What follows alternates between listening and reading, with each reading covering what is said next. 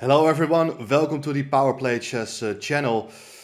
I'm here because Danny is enjoying the weekend off and I'm very much honored to cover the final, the very exciting final of the Aimchess tournament. Jan-Krzysztof Duda managed to win his match against Shakhriyar Mamedyarov, taking home $25,000.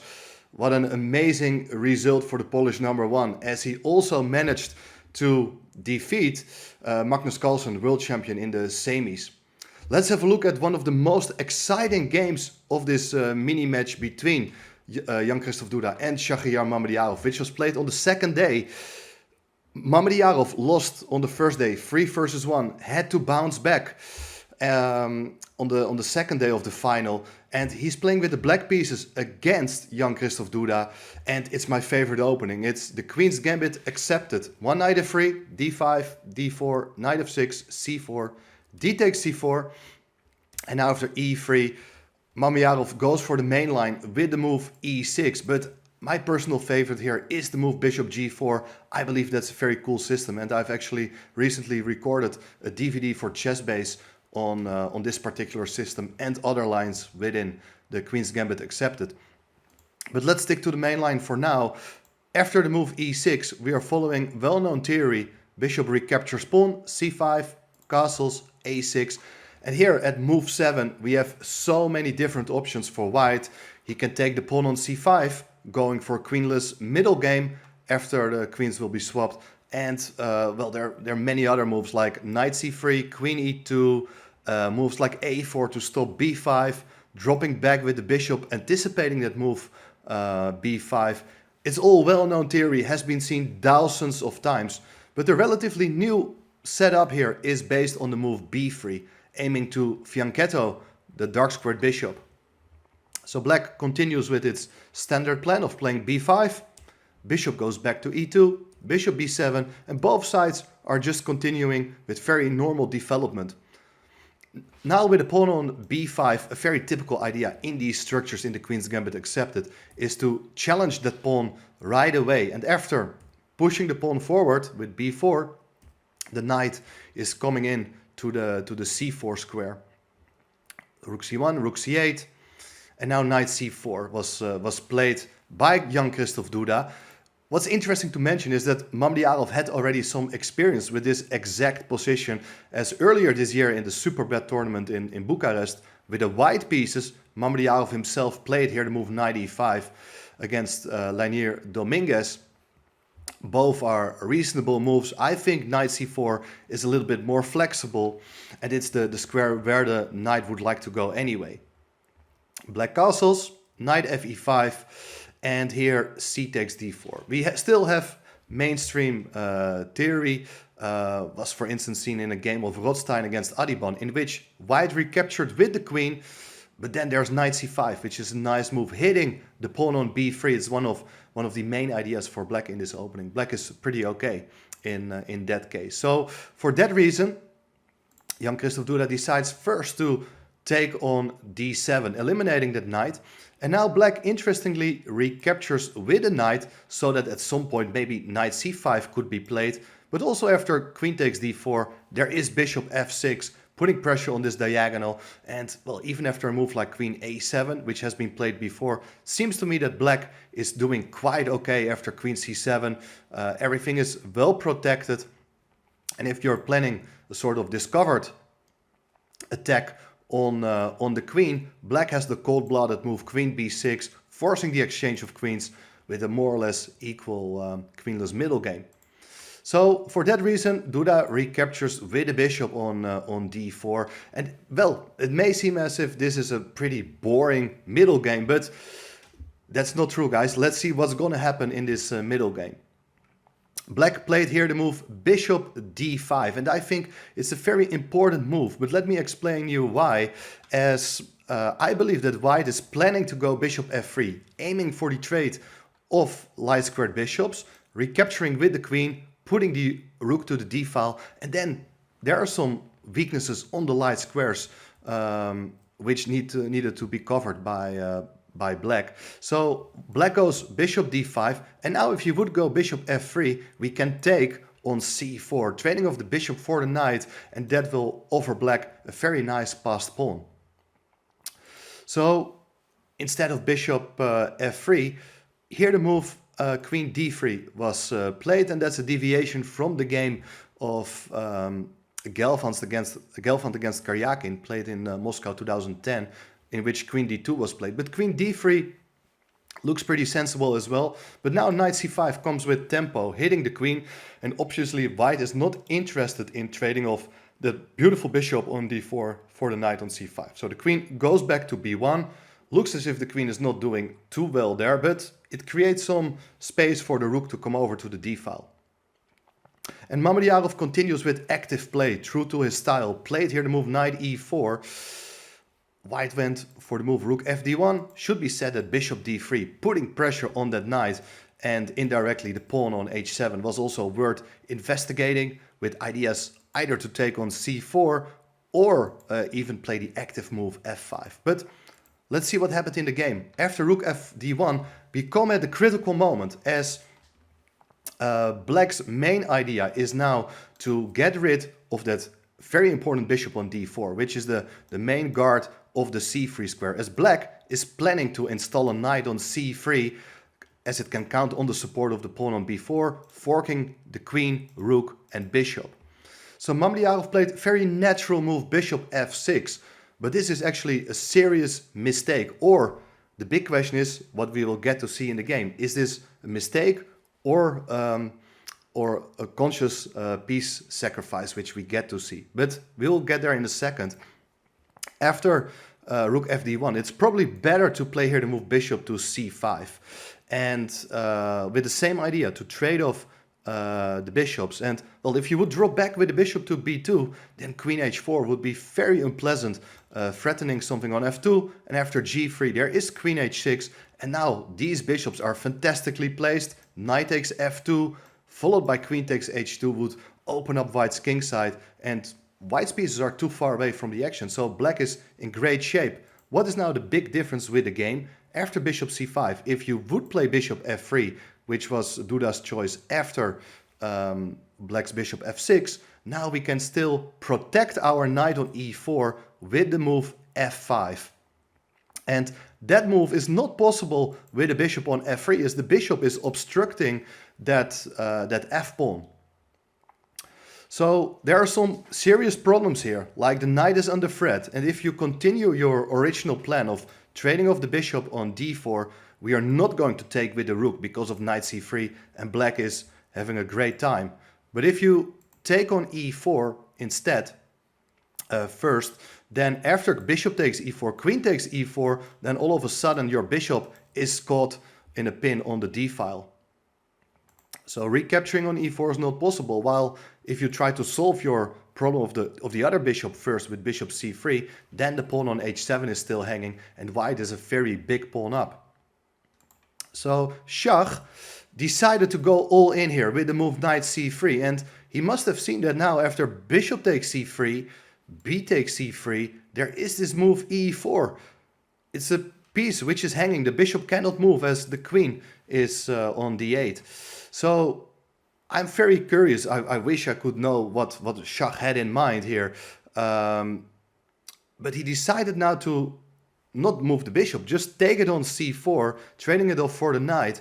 And now after rook takes d8, rook takes d8, b takes c4, black has only one rook for the queen. But the good news is there is a pawn on c3, which certainly offers counterplay, and particularly black's next move is very important. Rook b8, hitting the queen, and well, black is now intending to enter with both his rooks on the second rank, and hoping for counterplay either against the king or trying to further push that c-pawn, which potentially can become a new queen. You got to be careful. Like if you play queen c2, trying to keep the queen in the center, there is rook b2, and you have your queen back already. The queen cannot go anywhere. So white decided here to play the move queen a1, but that's an ugly move. The queen is now stuck in the corner, and with rook b2, well, it's clear that black's pieces are more active now, but is it really worth a queen for a rook? That's the big question. But you know this feeling that your material up and you think, well, this should be easily won for me. I believe that Duda must have felt like that at this point, like I cannot lose position with an extra queen. But let's see what happens. In the game, there followed the move e5, which is an understandable move. Pawn sacrifice in order to activate the bishop so that it can potentially help stopping black's c-pawn. But even more powerful here is just to run with your own main asset. The move c5 is really strong. And probably it's the best way to refute black's concept. Because the plan of doubling the rooks on the second rank doesn't make sense. The c-pawn is coming forward and there are hardly any threats possible here. But if you would play the move c2 with ideas to play rook b1 at a suitable moment, opening up the diagonal for the bishop, hitting the queen, can now be met by the move e5. And I believe provoking the pawn to come to c2 has its advantages because, well, rook is hanging, you gotta take with the bishop on e5, and now very clever move g3, avoiding all sorts of back rank problems. It's a very important idea. If you would go rook to b1, looks very strong, hitting the queen and the rook, and white should probably just take on b1 with the rook, giving back the queen.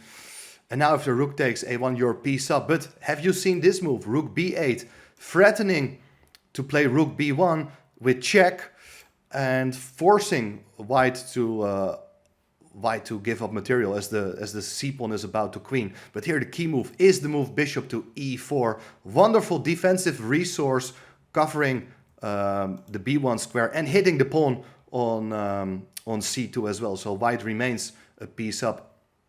If we go back to that position after g3, the alternative would be to start with rook db8. But now we play the move king g2. That's the main point of playing g3. The king has left the back rank, and ideas based on rook b1, they are not a problem, because also thanks to that pawn sacrifice with e5, now the bishop is unprotected. We can take it, and after rook takes c1, that rook on b8 is just hanging with checkmate. So c5 is a very nice concrete way of refuting black's concept. There followed e5 straight away. And now after bishop takes e5, white played here the move queen a3. Very understandable move as well. The queen goes out of the diagonal, so it will never come under discovered attack by the bishop. And at some point we really would like to take on c3.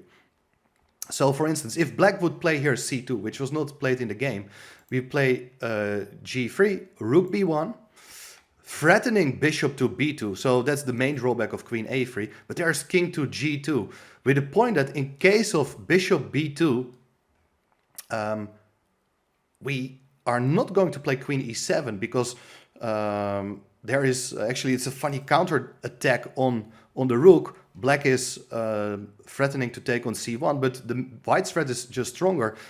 Black can go back to f6. So the rook is still hanging, the bishop attacks the queen and defends the rook. White can only drop back to a3, and that would be just a repetition of moves. But instead, queen b3 is a very subtle defensive idea, with the point that if you take on c1, I can take with the queen on b2, and on the next move I'm able to wrap up the c-pawn. While if you take with the bishop, then we can take on c2. And now after rook db8, well, we can just push with the c-pawn, and this is very unpleasant to face. So what black is doing here is just making some luft for its king. There are never any back rank problems.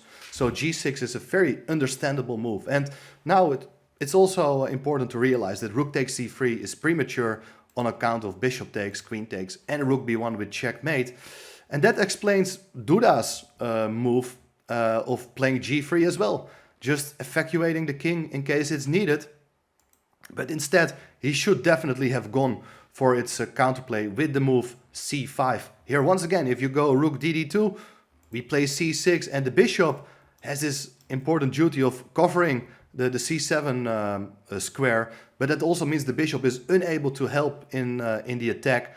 There are no any back rank problems. These two rooks can hardly do anything themselves on the second without the assistance of the bishop, so white is winning. Instead, if black would go for c2, here again we play g3 with the point that after rook b1 we go king g2, bishop b2, similar threats as we have seen before, and now after queen b3, bishop takes c1, queen takes c2, rook and bishop are just hanging. If you would go rook db8 to protect the other rook, then c6 will follow, and c7 is on the next move. This looks like white is just winning.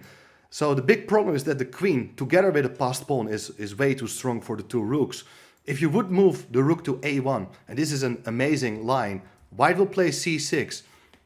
Let's say you drop back with the bishop, because what else can you do? There will follow c7, rook c8, and now bishop b7, and the pawn is unstoppable. The rook has to move.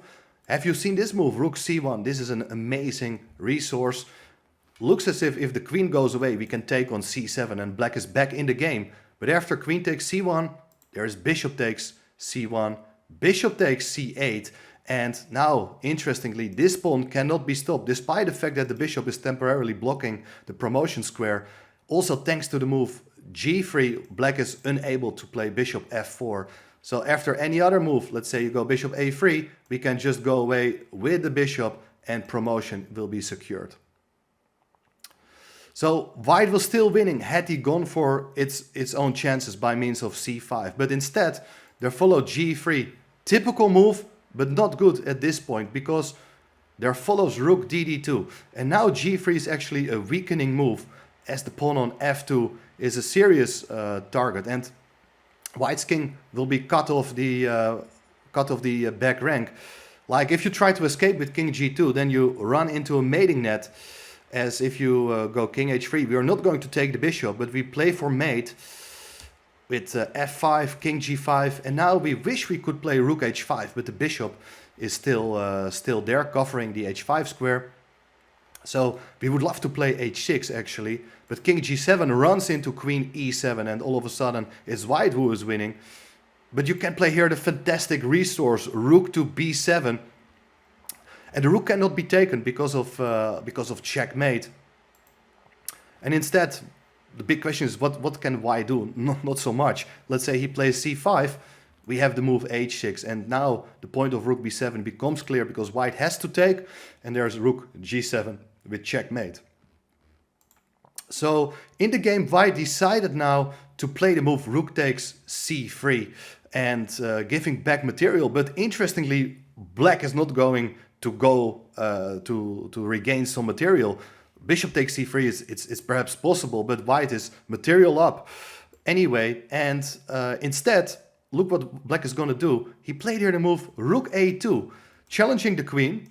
And what is the queen going to do now? It needs to retain control over the rook. And well, if you play something like queen b3, there is rook d2 b2, and well, the queen has only the square on d1, but then bishop takes c3, and black has two rooks for the queen with an attack along the second rank, and well, the c-pawn is not too dangerous. So white probably has to give up the material with queen takes b2, but after rook takes b2, well, this endgame, it's quite unpleasant for white. The c-pawn cannot pose any problems. Like if you try to stay behind the passed pawn, there is bishop to d4 hitting the pawn on f2, and there's no chance to run now with the c-pawn because of rook takes f2, setting up a discovered check against the king and hitting the bishop. So black is winning material. Instead, rook d3 is probably the best move, but then black can get his rook behind the passed pawn anyway. So then let's have a look at one other option. Like if you would play queen c1, then we can play here the move bishop to d4, and well, there are a lot of threats based on rook takes f2. Once again, the king can hardly escape to h3 because of similar mating ideas we have seen in the other line. And if you go king h1, I will take with the rook anyway, and rook takes h2 is the mating threat now, as the bishop will cover the g1 square. Despite being a queen down, fantastic mating attack. instead of king h1, you have to try to run away with king f1, and it's a very complicated line. Rook takes f2, the king goes to the center, and now bishop b6, dropping back with the bishop. Once again, not interested in regaining material, but we are going to put the bishop on a5, setting up huge threats against the rook. Rook takes f3, rook c2. A pinned piece is not a good defender. So, well, there's one very long line we can briefly look at, like there's queen f4, and now after rook a1, we can interfere with the rook on c1, and here we try to chase the queen away. Queen got to stay on the diagonal with queen g5, and now we play h6, beautiful, beautiful line, and well, it looks like it's just gonna be very bad for white. But you gotta take on g6, difficult move to see in advance. But after f takes g6, there is bishop to d5 check. Now we get a lot of simplifications, but in this endgame, black is still a pawn up, retaining the initiative. So this is probably what white should have done, but understandably, it's a rapid game. Players had no time to figure this out. Queen b4 was the move played, keeping the rook defended. But the big problem is that now the bishop comes into d4, hitting the f2 pawn. And well, here Duda lost control over the position. How to defend against bishop takes f2 or rook takes f2. Like if you play rook e3, ready to give back some material, with the point that if bishop takes e3, this is a tricky move, guys.